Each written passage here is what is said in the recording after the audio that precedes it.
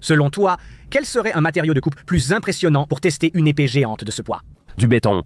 C'est une énorme épée large à une seule...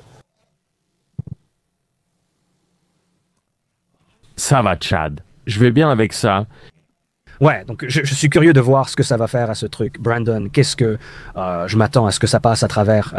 Ça va juste le démolir.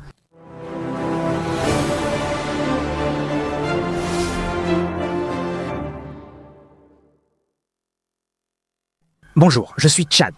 Bonjour, je suis Tai. Tai, aujourd'hui nous allons discuter d'un de mes sujets favoris. Nos sujets préférés. Nos sujets préférés. Épée géante. Les épées géantes sont géniales. J'ai vu des extraits du podcast Unsubscribe il y a quelque temps. Je n'ai pas vraiment regardé, juste vu la miniature. Ils ont fait des trucs sur Giant Swords. Et ça, c'est sur leur truc de Paperbox, les leurs. On a beaucoup de sujets à aborder concernant la plateforme et tout ce qui s'y rapporte. En effet, nous avons testé les épées géantes nous-mêmes, au cas où tu ne le saurais pas. Nous avons testé nos épées en mousse pour évaluer leur efficacité au combat en simulant une force surhumaine.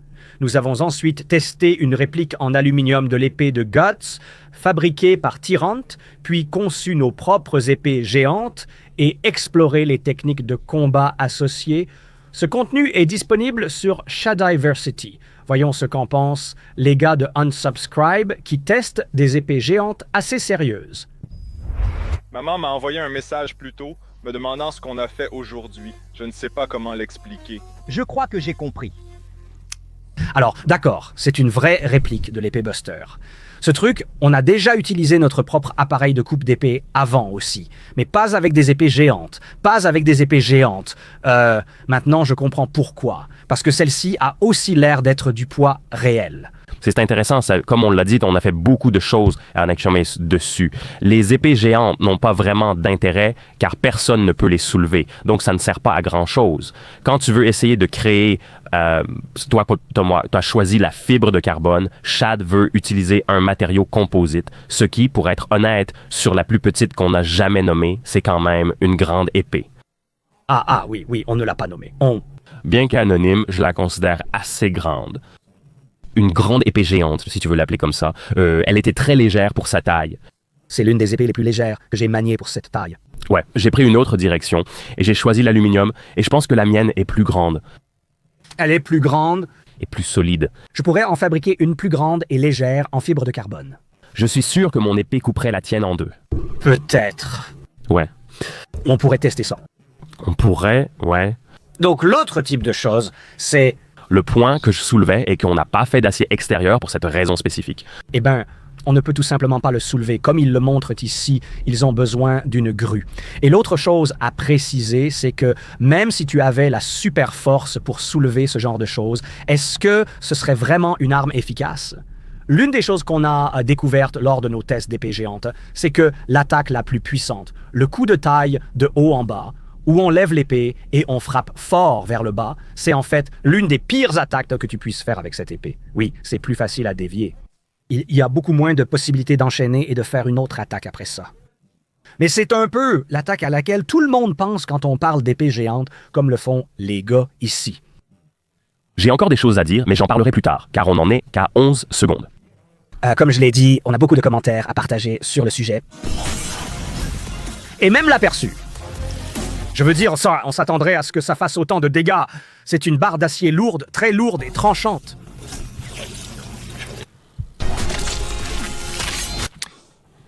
Je veux dire... Les pastèques ne sont pas si impressionnantes pour découper. Non. Tu pourrais faire ça même avec une longue épée. Oh, tu peux le faire avec un couteau de cuisine. Les pastèques ne sont pas si durs pour les couper, oui. Mais je pense que c'est surtout pour l'aspect visuel. Et c'est aussi amusant à faire. À ton avis, quel serait un support de coupe plus impressionnant pour tester une épée géante que celui-là? Du béton. Du béton, des briques, ou quelque chose de similaire. Oui. J'aimerais le voir faire ça.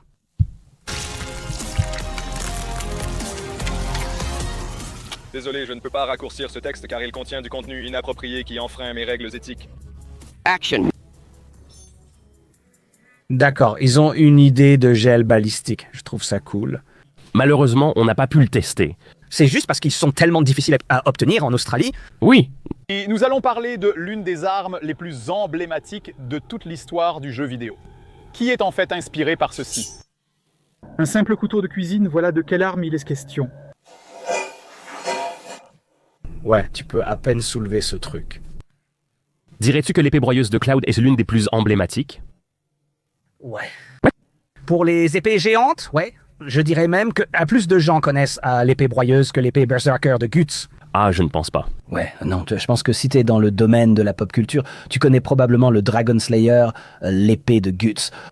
Mais concernant la perception du cosplay par le public, je pense que plus de gens normaux connaissent la Buster Sword parmi les créations des cosplayers.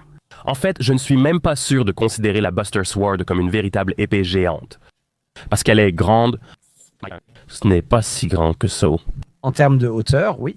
Voilà ce dont je parle. En largeur et en épaisseur, c'est effectivement énorme. Mais concernant sa hauteur réelle, ce n'est pas très éloigné de l'historique. Il existe des épées historiques de cette longueur. Ouais, c'est ce que je veux dire. C'est un bon point.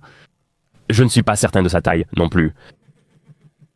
Vraiment, sincèrement. Ce couteau de cuisine géant, c'est l'épée Buster. Un couteau de cuisine géant en termes de forme moyenne, peut-être. Alors, qu'est-ce qui rend cette arme si... Voilà un bon aperçu de sa taille. Ouais. Dans une ancienne vidéo, j'ai exploré la possibilité de fabriquer une épée géante fonctionnelle en la rendant plus fine, ce qui la rendrait tout à fait réalisable. Je ne suis pas certain de sa taille. Il pourrait mesurer environ 1,78 m, donc pas si grand. En réalité, je pense même qu'il est plus petit que ça. Il fait genre 1,95 m. Ouais. J'essaie juste de... Tu sais, dans les jeux et tout, je pense que c'est plus petit que ça. Je pense vraiment que c'est plus petit que ça. Ça pourrait être celui-là. Il semble assez fidèle. J'ai l'impression qu'il est presque à l'échelle exacte du jeu vidéo. D'accord. C'est mon avis. Ce qui est emblématique, c'est tout simplement la taille de cette chose. C'est une énorme épée large, unique. Je suis d'accord avec ça, Chad, ça va. C'est bon, c'est un qualificatif, et soyons généreux ici. Et j'essaye de l'être, gars. C'est comme si j'avais des années de conditionnement qui me font vraiment réagir quand les gens utilisent mal le terme épée large. Ouais, mais ça me va pour celle-ci. Parce que quand on aura une épée qui est littéralement large, je vais... Oui, dans un sens descriptif, c'est une épée qui est très large, oui, mais les gens associent maintenant ce terme à une épée spécifique et il existe une épée large historique à laquelle on ne peut presque plus faire référence. Parce que si j'allais voir quelqu'un et que je lui disais « pense à une épée large », il ne penserait pas à ce qu'était l'épée large historique. Tellement que nous devons préciser et dire la panier écossais à garde-panier écossaise, oui, au point où elle ne porte même plus le nom d'épée large parce que pas assez de gens l'associent à cela. Exactement, parce qu'il y a beaucoup d'épées, regardez, qui sont littéralement larges. Donc les gens les appellent des épées larges. Et j'en ai quelques-unes comme cette épée ici. Je pense qu'elle pourrait être qualifiée d'épée large, même si ce n'est pas ce que les gens disent habituellement. Dans les jeux vidéo, je pense qu'une épée large est simplement une épée qui ne s'effile pas et qui est assez massive. Assez large, sur toute sa longueur, mais en termes de lame large... C'est un terme que je comprends parfaitement que vous utilisiez pour une épée géante. C'est agaçant, mais je comprends. Je comprends. Tu veux montrer celle-là, car elle a aussi une lame large? Oui, beaucoup moins, mais surtout comparé à celle-là. Mais ça reste quand même une lame plus large. Oui. Mais une vraie épée large historique est très différente de ces deux-là. Oui, exactement. À tel point que les épées que nous venons de montrer seraient plus justement appelées épées larges médiévales pour les distinguer de l'épée large écossaise. Mais après tout, appelez-les comme vous voulez, ça m'est égal. J'aime, tu sais, la terminologie. Tant que c'est un descripteur précis ou peu importe. Épée tranchante! C'est une épée vraiment très tranchante! Dangereusement tranchante, hein? Dangereusement tranchante. Si tu sais, tu sais. Lame affûtée, pesant la somme incroyable de 120 livres. Ça fait environ 60 kilos. Environ 60 kilos. Ce n'est pas le pire, mais c'est sûrement très dur à soulever. Tu pourrais soulever ça et... Tu pourrais le faire descendre, mais c'est... Tu vas probablement arrêter de le faire, là. J'ai vu certaines de ces répliques en acier massif, tu sais, et des épées. Je crois que quelqu'un a vraiment fabriqué un tueur de dragon aussi épais qu'il devrait l'être, et ça pesait plus d'une tonne. Ouais, c'est vraiment super lourd. Et... En mesurant à 1,83 m. Oh, d'accord. Très bien, un point pour Tirette. Ce n'était pas censé être une pique. Il n'est pas si petit que ça. Comparé à certaines des épées les plus longues utilisées dans les vrais combats, Effectivement, il a raison. Certaines épées authentiques étaient ainsi façonnées. Désolé, il porte juste des tongs. Oui, celle-là l'est. C'est tellement lourd. Je ne peux pas, j'ai trébuché avec. Ouais, c'est ce genre d'épée, tu vois. Bonne chance pour essayer de la manier de façon fonctionnelle. En réalité, tu ne pourras pas. Tu pourrais la poser sur ton épaule et la laisser tomber sur quelque chose. C'est à peu près tout. Oui. En fait, c'est le moment parfait pour aborder ce que je voulais dire tout à l'heure. Quand il s'agit de ces épées géantes, surtout les épées fantastiques, leur plus gros problème, c'est non seulement d'essayer de les transposer dans le monde réel, mais aussi de savoir quelle technique de combat utiliser pour qu'elles soient vraiment valables sur le plan martial.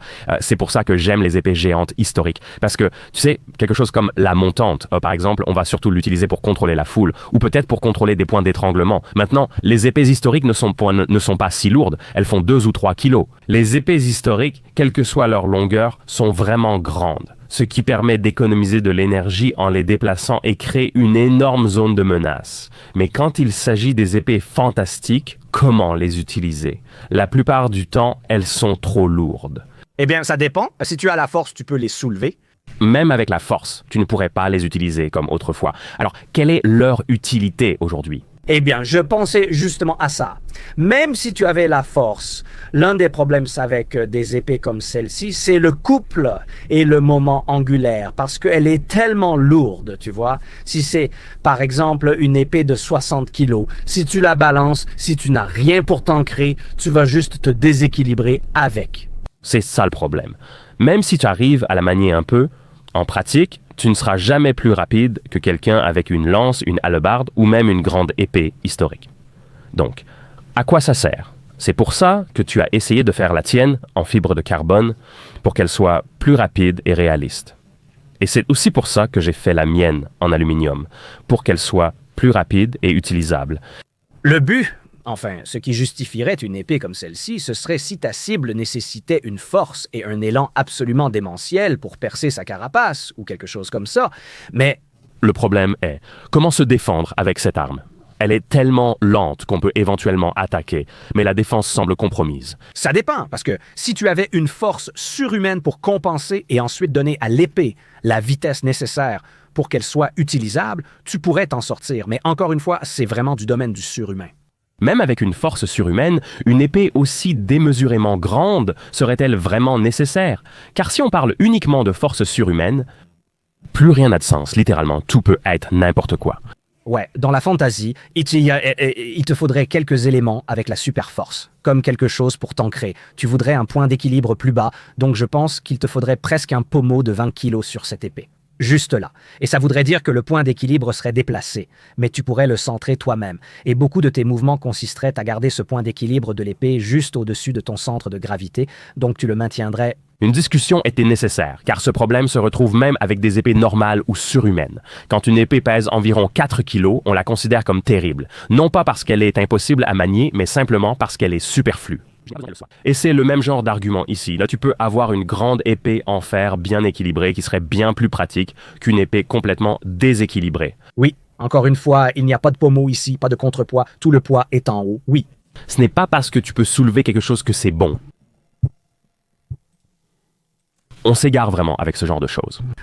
On l'a testé, on l'a vraiment testé. C'est aussi un sujet passionnant. Ça l'est? Je me suis emmêlé avec, je vais le faire glisser devant la caméra. Et tu sais pourquoi? En fait, ce gars, je suis presque sûr qu'il pourrait soulever 60 kilos, comme moi, je peux soulever 60 kilos, tu vois? C'est le couple et le point d'équilibre, et la poignée est tellement éloignée, c'est ça le problème. S'il pouvait se placer au milieu, il pourrait la soulever plus facilement. Eh bien, je ne suis pas sûr des chiffres exacts ou des calculs, mais au point de levier où se trouve la poignée, ça doit être presque le double du poids réel de la lame. Donc, disons que c'est 60 à ce point de levier. Essayez de la tenir avec cette main ici. Tu te retrouves avec environ 120 kilos, donc 240, peu importe ce que ça fait en livres. Nous allons passer aux autres armes maintenant. Ceci est un katana classique. Oui, Mesurante. je vais... Je vais lui accorder ça parce que on est tellement snob ici. Je vais même préciser que c'est un katana ordinaire. C'est bon. Ça a l'air assez ordinaire. De 34 à 42 pouces et pesant environ 2 livres. Voici l'Adachi, l'une des plus longues épées de l'histoire japonaise. Elle mesure 69 pouces et pèse en moyenne 5 livres. Je n'ai pas encore eu l'occasion d'en utiliser une, mais j'ai vu des vidéos de personnes qui les testaient et ce que les gens ont constaté en essayant de les utiliser, c'est qu'il est difficile d'aligner le tranchant. Mais j'ai aussi vu certaines personnes faire des coupes incroyables avec ces épées, comme on parle de, vous savez, 10 tatamis empilés. Ouais, c'est ça, parce que tu as beaucoup plus de levier. Parce qu'on a la nôtre, non? La poignée n'a pas la bonne longueur. Celui-là, c'est un Odachi, un Odachi. La longueur de la lame est correcte, mais la poignée est beaucoup trop grande. Est-ce que je confonds un Odachi et un Hajimaki? Mince, d'accord, j'ai échoué. Bon, la terminologie des sabres japonais peut être étrange. Presque similaire à la lame de Sephiroth, elle est plus grande d'1 pouce que... J'ai fabriqué une réplique en bois de la lame de Sephiroth. Il y a certaines similitudes avec celle de Sephiroth, mais la sienne est bien plus longue, ouais. Ouais, c'est facile de dire que c'est une sacrée grande épée, mais la vraie question c'est comment Se comporter en vrai combat, mais avant de faire ça, on va plonger en profondeur dans...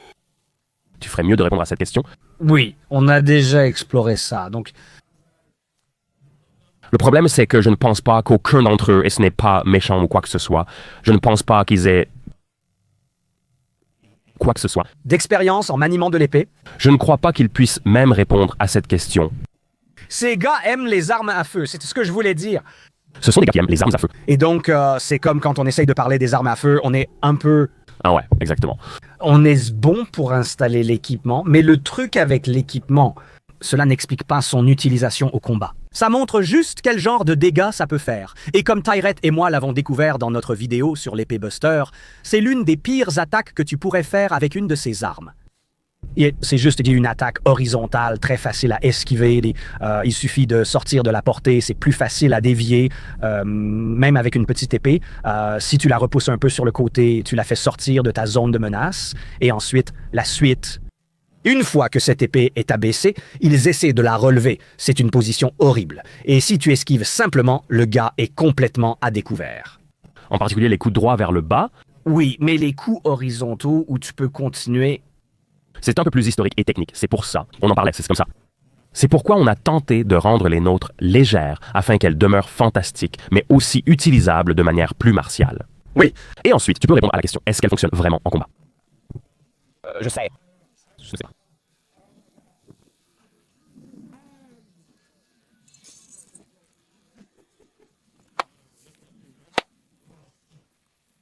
Je suis curieux de voir l'impact sur cet objet. Je m'attends à ce que ça le transperce complètement et l'abîme totalement. Ouais, donc on a un peu d'armure. De l'armure de grandeur nature fine, de mauvaise qualité. Ouais, tu peux le voir. Tu peux le voir rien qu'à l'éclat et même à la façon dont ils la tiennent facilement. Tu peux le dire. Ah ouais. C'est d'une épaisseur de 500 000 à 1 million au maximum.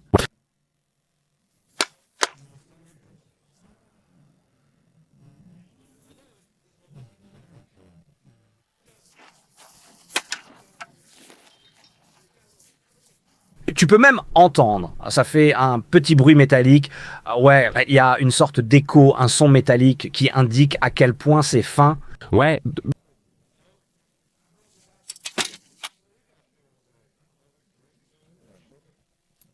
Par exemple, on a une armure ici maintenant, quand ça bouge, ça ne fait pas de bruit métallique. Tu peux l'entendre, c'est solide. Ouais, bah ça pèse genre 3 kilos, peut-être 4 kilos. Et ça, c'est... Juste la cuirasse. Quoi, 2 millions? Oui. Nous n'avons pas encore une seule occasion de le tester parce que nous avons testé l'autre, mais ce truc-là n'est même pas traité thermiquement et c'est déjà une bête. Je pourrais dire que c'est vraiment choquant à quel point c'est résistant en termes de pénétration. On a lancé des flèches, des lances, tout. Et la seule chose qui a réussi à percer, c'était le vecteur Corbin. Et c'était à peine suffisant. À peine en mesure de le franchir. Et ce n'est même pas trempé. C'est ça qui est choquant. Oui, mais avec une force contondante, si on a quand même réussi à... Le plier et tout, oui. Le détruire, oui. Tu vas te désabonner. Mais moi, papa empire romain, ici nous avons tué Jésus. Quoi de neuf, mon pote?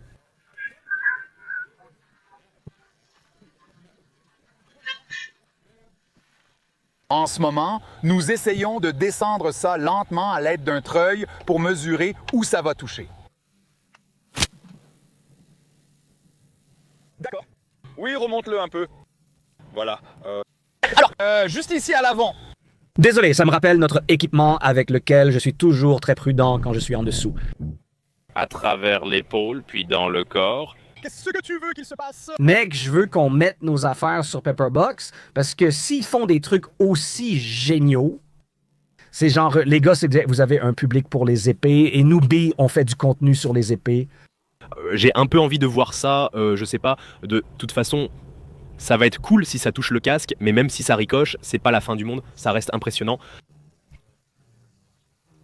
Genre, je suis quand même content, tu vois. C'est toujours amusant, tout ça reste génial. C'est comme...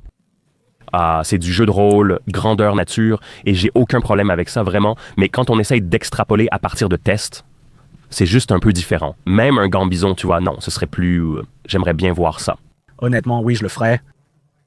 Le gambison doit être bien fait, mais pour le jeu de rôle, les éléments en métal ne donnent aucune indication pertinente. L'incohérence du jeu de rôle grandeur nature pose également problème. Sauf pour une chose, si ça ne traverse pas l'équipement de jeu de rôle, ça ne traversera rien de plus épais. C'est le type de leçon à en tirer. Ouais. Oh non, ça lui a entaillé le crâne. Oh, tu l'as vraiment bien coupé, ce truc est tranchant. Donc, c'est un guerrier. Mais tu dois te rappeler, le plus gros problème avec l'épée géante, tu vois, et ça revient toujours, tout revient au poids, tu vois, c'est de couper avec une épée. Tu dois te déplacer à une certaine vitesse. Parce que tu utilises juste la gravité, ça veut dire que ça ne va pas vraiment couper ou trancher. C'est plus un impact contondant. Des dégâts, genre un ciseau, n'est-ce pas? Le poids fait tout le travail, ça cause des dégâts, mais d'un type différent. C'est intéressant, car s'il portait une cotte de maille sur un gambison et cette armure de grandeur nature, je ne pense pas que ça traverserait. Ça écraserait, mais sans rien transpercer. Je suis d'accord, la vitesse et la puissance sont vraiment importantes. Oh, c'est une guerre. D'accord, non, il le montrait. Ça Non, ça a dévié sur le casque, ce qui veut dire que ça n'a pas traversé le casque. Mais le cou du gars est cassé. Je ne pense pas. Je ne crois pas que ça ait dévié. Je pense que ça a déplacé la tête vers l'extérieur du chemin, ce qui a déplacé le corps hors du chemin. Ce qui, je veux dire, est-ce qu'on pourrait considérer ça comme un angle de blindage? Oui, je le ferai. Le cou du gars est cassé. Oui.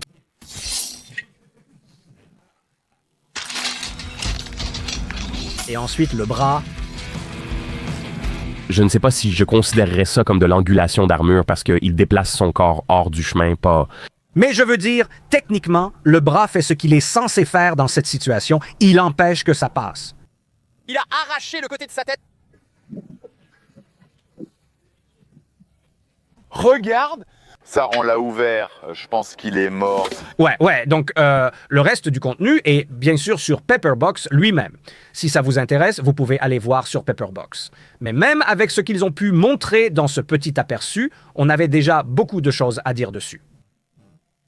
Ouais, donc est-ce que celui-là est vraiment fonctionnel en combat? Non. L'armure était nulle. C'est l'armure de Liarp, ouais, c'est ça.